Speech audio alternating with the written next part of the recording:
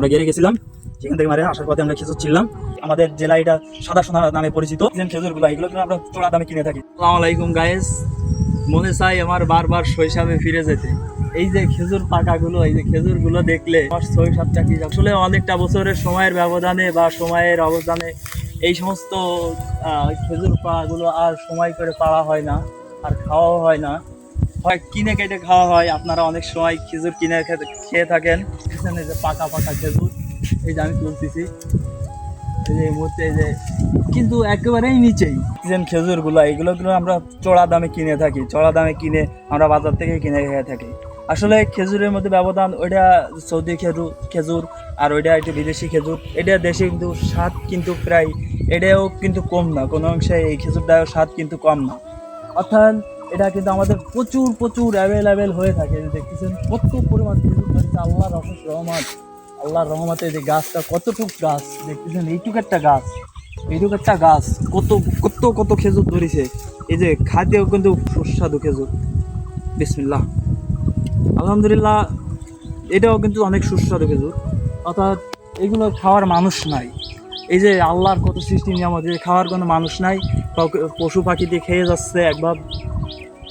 আমরাও খাচ্ছি, কিছু কিছু খাচ্ছি, আর অনেক হচ্ছে কি সব নিচেই পড়ে পড়ে নষ্ট হয়ে যাবে না কিছুদিন পরে।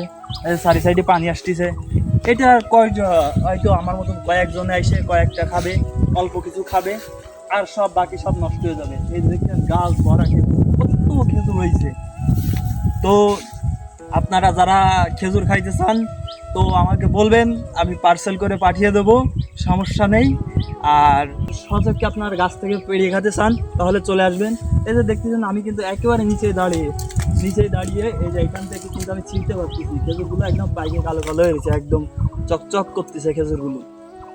তো নেক্সট টাইম আপনাদের যদি ইচ্ছা হয় যে না গাছ থেকে পেড়ে খেজুর খাবেন, আমরা ঘেরে গেছিলাম মাছ ধরতে, মাছ টাছ ধরে আইছি। এই যে দেখতেছেন বিশাল সাইজের আমরা মাছ পাইছি।